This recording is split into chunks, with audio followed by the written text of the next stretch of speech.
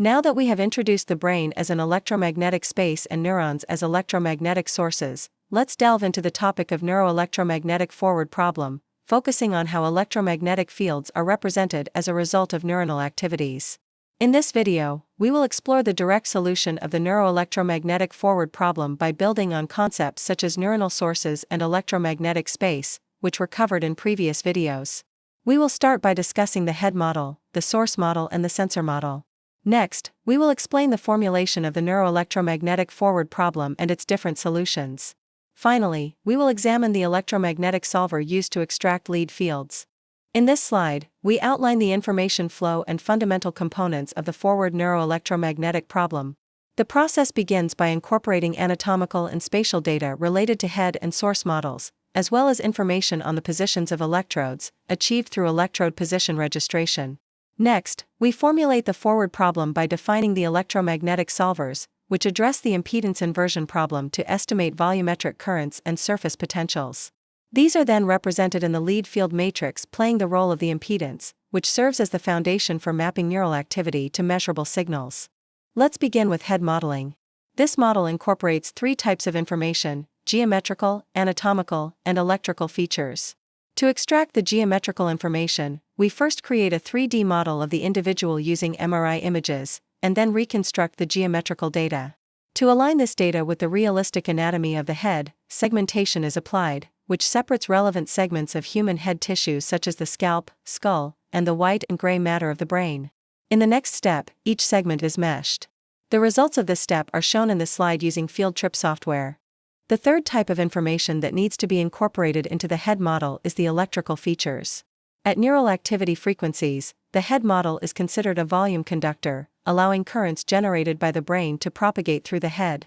For electrical modeling at low frequencies, a crucial parameter for the forward model is the conductivity of the head tissues.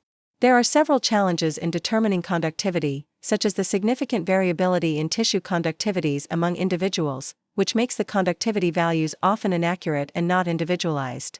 For white matter, anisotropy can be deduced using individual diffusion tensor imaging, DTI, and skull anisotropy can be calibrated individually. Generally, standard isotropic constant values are used. The table in this slide shows the relevant electrical features for different head tissues at 50 Hz. After creating the head model, where geometrical, anatomical, and electrical features are integrated, the next step is developing the source model, with source locations constrained to the gray matter compartment. This localization is linked to the segmentation process, which includes creating the triangular surface meshes and hexahedral volumetric meshes, allowing for precise source localization within the gray matter based on mesh nodes. Since the sources are placed in the gray matter, the accuracy of the source model is directly dependent on the accuracy of the head model.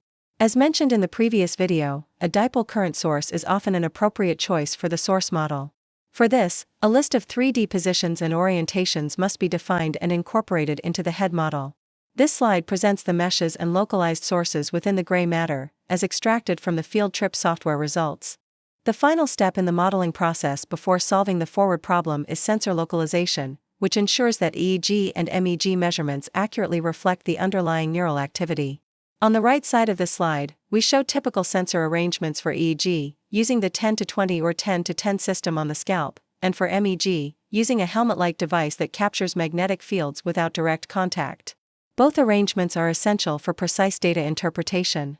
We also demonstrate how field trip software is used for coordinate matching and sensor localization, aligning sensor positions with the head model to ensure accurate data representation. In this slide, we outline the forward model for EEG based on Maxwell's equations. As you can see from the formula in left hand, the electric field E is the negative gradient of the electric potential V, expressed as E equals nabla V. In the absence of currents, the potential satisfies Laplace's equation, nabla superscript 2V equals 0. When considering conductivity sigma, the equation adjusts to nabla superscript 2V equals sigma / epsilon * J, where epsilon / epsilon is the permittivity and JJJ is the current density. The passive volume current induced by the conductivity is given by J_V equals sigma E. Therefore, the forward model for EEG is described by the equation nabla, sigma nabla V equals J, which details how the electric potential VVV is influenced by conductivity and current sources. For the magnetic field, as you can see in the right side formulation, we use Maxwell's equations where the curl of the magnetic field B is equal to the permeability μ0 times the current density J, and the divergence of B is 0. From this, we derive the magnetic vector potential A using the Coulomb gauge, leading to Poisson's equation for A, nabla superscript 2A equals μJ. The solution is given by A equals mu integral J/r, r dv, and the magnetic field B is computed using the Biot-Savart law, B equals mu/4 pi integral J times r r/r r superscript 3 dv. Combining this with the EEG forward model, the forward model for the magnetic field is expressed as B equals mu/4 pi integral J sigma nabla v times r r/r superscript 3 dv. To solve the forward problem in EEG and MEG, which involve partial differential equations, PDEs, for electric and magnetic fields, numerical methods are employed. The process begins by translating these PDEs into linear matrix equations, as illustrated in the schematic on the left side. Numerical techniques such as the finite element method, FEM, and boundary element method, BEM, are used for this conversion. Both methods involve discretizing the head model into a mesh. In FEM, the head model is divided into small volume elements, and the PDEs are reformulated into a weak form suitable for numerical solution. This involves integrating the PDEs over each element to account for field variations, creating local stiffness matrices. These local matrices are assembled into a global matrix, which incorporates boundary conditions and source terms, such as currents. The global matrix equation is then solved using numerical linear algebra techniques to determine the electric potential or magnetic vector potential at each node in the mesh. In BEM, only the surface of the head model is discretized into boundary elements.